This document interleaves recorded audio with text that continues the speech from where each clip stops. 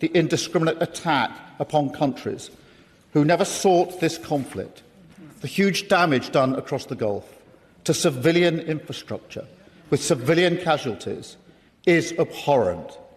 It has clearly shocked the region and all of us, and we must bear that in mind now as we lift our sights to the future. Because whilst the ceasefire between the US, Israel and Iran is undeniably welcome, it is also highly fragile. The region remains on edge, and a lot of work is required to reopen the Strait of Hormuz, to de-escalate the situation, leading to a sustainable ceasefire. In pursuit of that goal, we call for Lebanon to be included urgently in the ceasefire.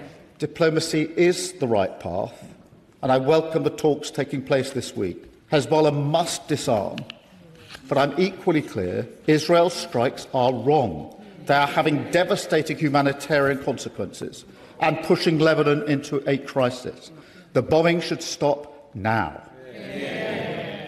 Mr. Speaker, we also put on record our thanks to Pakistan and other partners for playing such an important role in diplomatic efforts. We hope the process will continue without further escalation, and that applies to the running sore that is the Strait of Hormuz, shamefully exploited by Iran. All of the leaders that I met were crystal clear that freedom of navigation is vital and must be restored. No conditions, no tolls, and no tolerance of Iran holding the world's economy to ransom. Because, Mr. Speaker, the impact of Iran's behaviour in the Strait is causing untold economic damage. It's visible on every petrol forecourt in the country. And, Mr. Speaker, I can confirm today that together with President Macron, I will convene a summit of leaders this week to drive forward the international effort we have built in recent weeks, bringing together dozens of countries to ensure freedom of navigation in the Strait of Hormuz. The summit will be focused on two things. First, diplomatic efforts to bring pressure to bear for a negotiated end to the conflict and for the Strait to be opened. Second, military planning to provide assurance to shipping as soon as a stable environment can be established.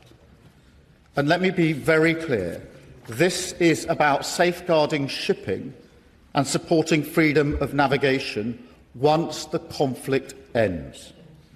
Our shared aim here is a coordinated, independent, multinational plan. So this time Britain's response must and will be different to reflect the changing world that we live in.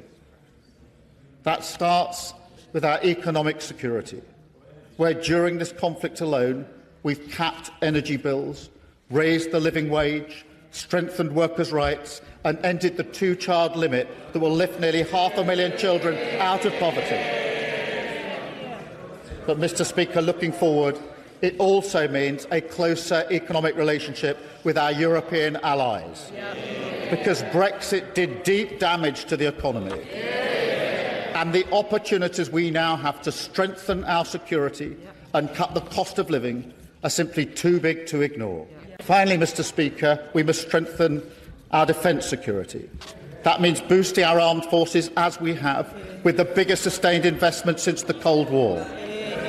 It means doubling down on the most successful military alliance the world has ever seen, the NATO alliance, of which this party in government was a founding member.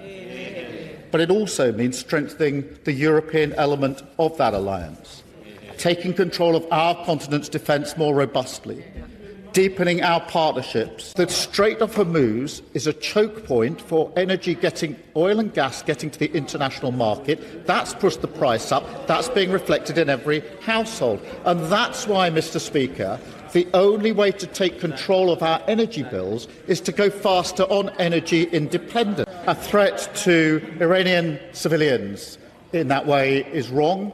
These are civilians, let's remember, who've suffered immeasurable harm by the regime in Iran for many, many long years. And that's why they're words and phrases that I would never use on behalf of this government, which is guided by our principles and our values throughout all of this. In relation to the blockade, let me be clear, as I've been already in the last day or so, that we are focusing our efforts on opening in full the Strait of Hormuz because of the damage it's doing to economies around the world, including our own economy. That is why we've been working with other countries at various levels, and we'll bring them together in a summit later this week. And we, the UK, will not be joining the blockade that the President announced. So will the Prime Minister take action, sanctions on Netanyahu, withdraw all permission for the US to use UK bases and UK airspaces to make clear that we will not be an accomplice to the rogue actions of Donald Trump, which endanger us all?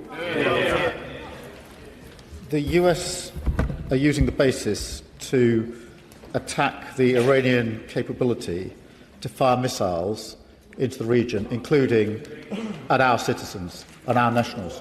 You'll have seen the images going into hotels, going to the bases where our military are based.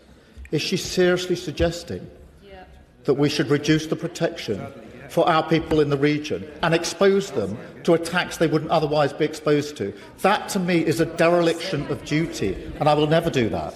Well, the single most important thing is to de-escalate and get the Strait of Hormuz open, and that's why we're working so hard with other countries in order to do so, because the impact that it's having on our economy, and undoubtedly is affected by how long the strait remains closed for, and that's why we have to focus on that.